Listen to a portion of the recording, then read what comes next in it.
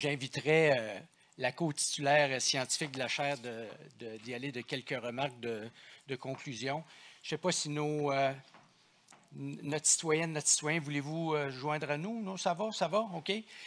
Bien, moi, je vais y aller de quelques remarques, puis je vais laisser le mot de la fin à Catherine. Il y a des mots qui caractérisent cette journée-là. Humilité. Humilité.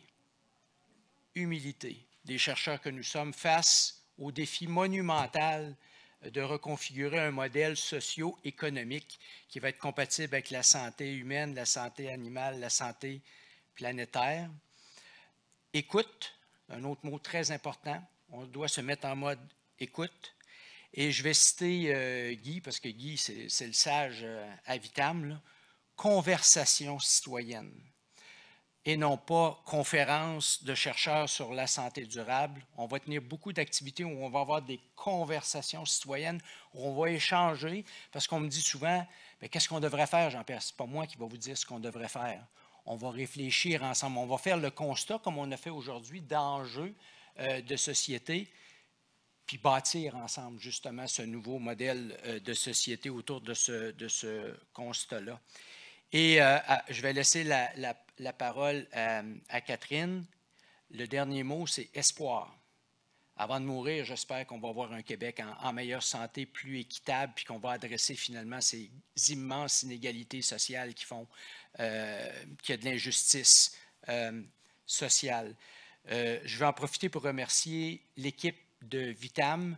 Je ne vais pas tous les nommer, mais ils ont fait un travail extraordinaire pour organiser cette journée-là. Merci infiniment. Vous avez été extraordinaires. On a travaillé bien ensemble. Je remercie aussi l'Association pour la santé publique du Québec qui nous a permis de tenir cette journée-là en marge des 3 journées extraordinaires qu'ils ont organisées dans les prochains jours. Et je m'arrête là. Catherine, je te laisse le mot de la fin. Merci beaucoup. Merci beaucoup. Merci à tout le monde. Hein. C'est une journée qui est quand même assez longue. Alors, je salue votre écoute. Et si on y va de mots qu'on retient de la journée, moi, j'aime bien le mot dialogue. Et je pense qu'aujourd'hui, on a eu... en tout cas, moi, j'ai fait beaucoup d'efforts d'écoute et j'ai fait peu de conférences parce que les 2 miennes ont été annulées. Fait que je pense que je suis une bonne élève. Ah oui! Mais je pense que le dialogue est très important. L'écoute de l'autre, alors, faut avoir dans un dialogue l'ouverture et la capacité, l'intelligence de partager au niveau de l'autre et vice-versa, parce qu'on a autant à apprendre et même plus des communautés, des collectivités. Moi, je sors toujours l'exemple de l'acidose lactique. On a eu un consortium d'acidose lactique, on a eu 5 millions de fonds de recherche. On n'a même pas réussi à faire un modèle animal. Ce qui sert aux parents et aux familles en ce moment, c'est une trousse. Une trousse qui a été élaborée par les familles qui vivent avec des enfants atteints pour leur éviter la crise par l'expérientiel que ces familles-là ont. Et en ce moment, c'est encore ce qu'on a de plus utile. On a trouvé la mutation, on sait ce qui se passe au niveau biologique un peu plus, mais qu'est-ce qui est important pour un couple qui a un enfant atteint d'acidose lactique? C'est la trousse et le partage avec les gens qui ont vécu avec un enfant qui avait cette maladie-là. Il ne faut vraiment pas sous-estimer la contribution, la collaboration et l'intelligence collective. C'est très important. Je retiens aussi de la journée qu'on est maître chez nous. C'est peut-être le message de Cathy Vaillancourt. La territorialité. C'est important de faire de la recherche dans le milieu avec les gens qui vivent dans ce milieu. On le fait avec les écoles nature. Alors, dès l'idéation, dans le Bas-Saguenay, il y a un problème de décrochage scolaire à partir du secondaire 3.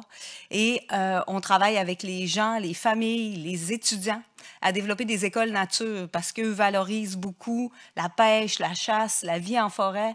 Alors, on essaie de voir comment l'académique peut se faire en milieu extérieur avec ces enfants-là, avec ces gens-là. Alors, il y a le moyen d'apprendre l'arithmétique en étant dans le bois. Donc, on essaie de voir ça, mais en même temps, les chercheurs, on veut évaluer qu'est-ce que ça a comme impact pour la santé durable et pour aussi l'éducation durable. Donc, il y a plein d'initiatives comme ça qui sont importantes. Et encore une fois, c'est de A à Z avec et pour nos communautés, nos collectivités. Je pense que lorsqu'on aligne nos besoins, nos priorités comme chercheurs, que les gens font le même exercice dans le milieu, qu'on arrive à avoir une une bonne écoute, une bonne entente et à réorganiser les priorités conjointes et communes, c'est plus facile d'adhérer, de participer, d'avoir de la rétention, puis de comprendre vers où on s'en va collectivement, puis qu'est-ce qui va être applicable par la suite, et d'avoir un groupe en cohésion pour faire une pression sociale collective pour que les choses changent. Je pense que c'est un modèle qui est peut-être plus long au départ, mais qui devrait être plus performant, qui demande de la résilience, qui demande des fois de recommencer. Moi, j'aime dire qu'il faut faire partie de la solution, pas du problème. Puis, je retiens du message du maire aujourd'hui qui aurait fait un excellent curé en région à l'époque. Franchement, moi, je le suivrais n'importe quand. C'est tout un orateur. J'ai fait l'éponge aussi. J'ai essayé de prendre des cours et de voir les images, les répétitions de termes, et c'était clair où il allait. C'est vraiment un très bon orateur. Et je retiens l'imperfection. Alors, on a le droit de se tromper, de revenir, de changer de modèle. Tout ça dans un objectif bienveillant, de résilience, mais aussi pour collectivement avancer. Voilà, c'est ce que j'aurais à dire et je remercie encore, évidemment, pour leur courage et leur audace, Rémi Quirion, Carole Jabet, pour ce grand changement de paradigme qui est, selon moi, vraiment minuit moins 5. Alors, merci.